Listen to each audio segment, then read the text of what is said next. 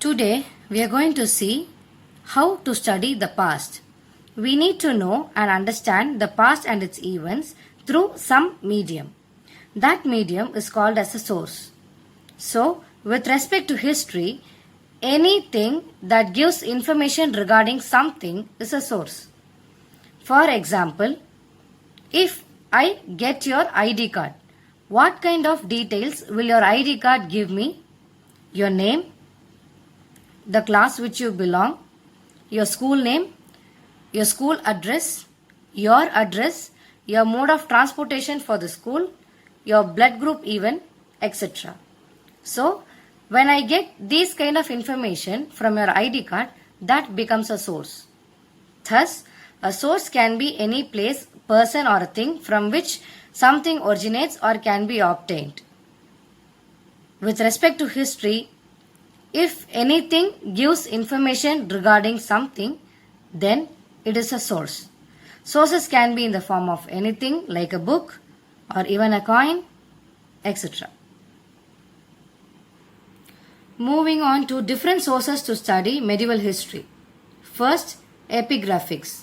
Epigraphics is a study of inscriptions which are carved or engraved on hard surfaces.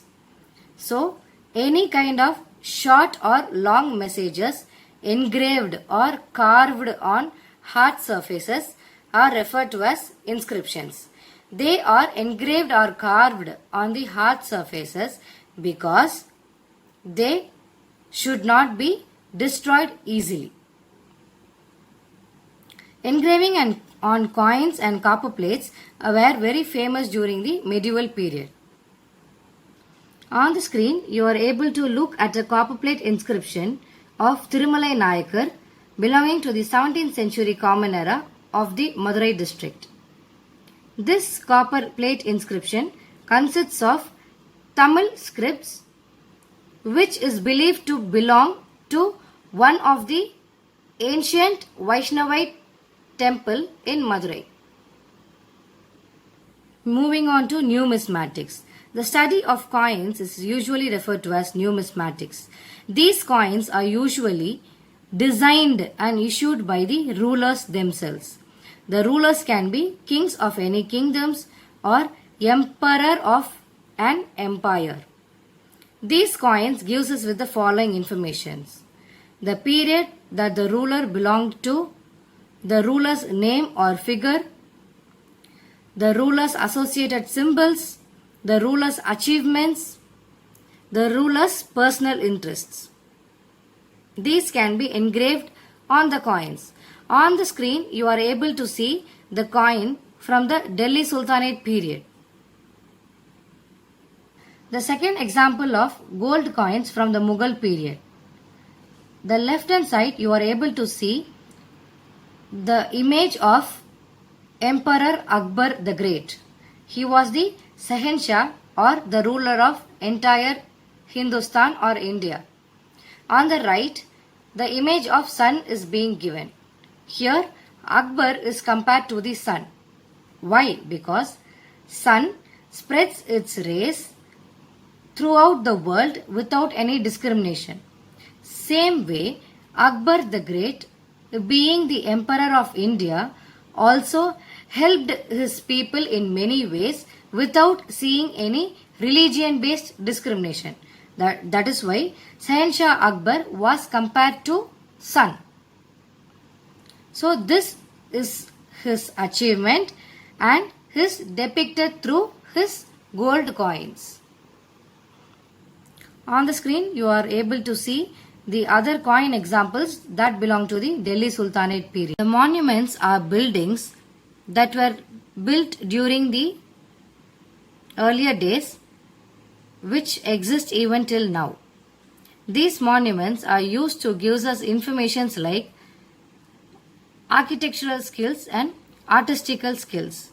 So, from the monument, we will be able to get informations like what kind of resources were used to build the monument, during whose period the monument was built, and the architectural style belonging to that particular period or ruler.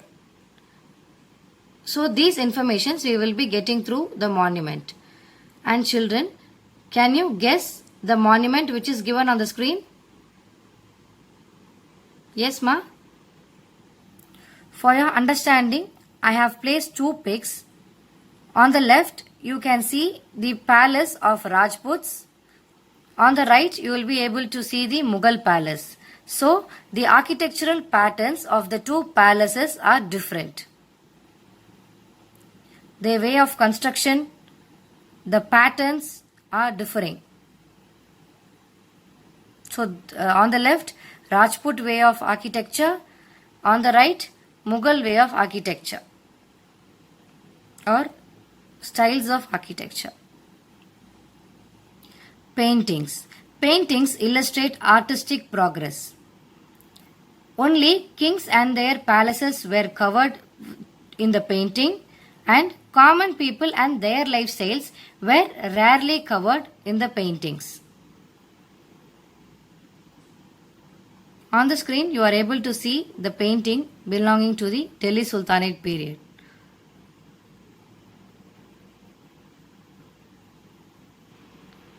Some more examples of paintings: Jahangir and Aurangzeb.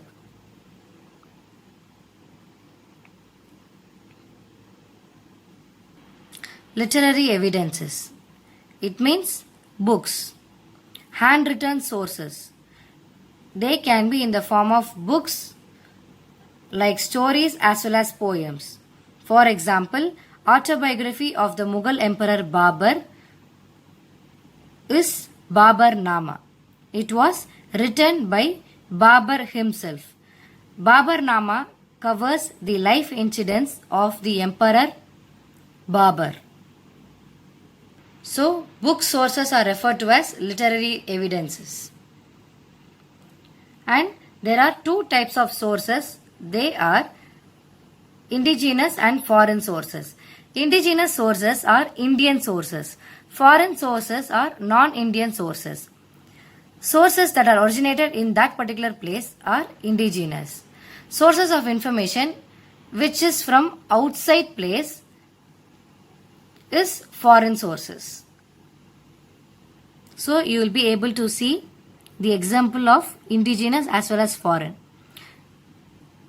Medieval India, the book written by Satish Chandra is indigenous. So Indian author. The Great Mughals and Their India, Dirk Collier. So this is a foreign author, foreign source. So indigenous, foreign. So let's revise. History is the study of past. Medieval period extends from 7th century to 18th century.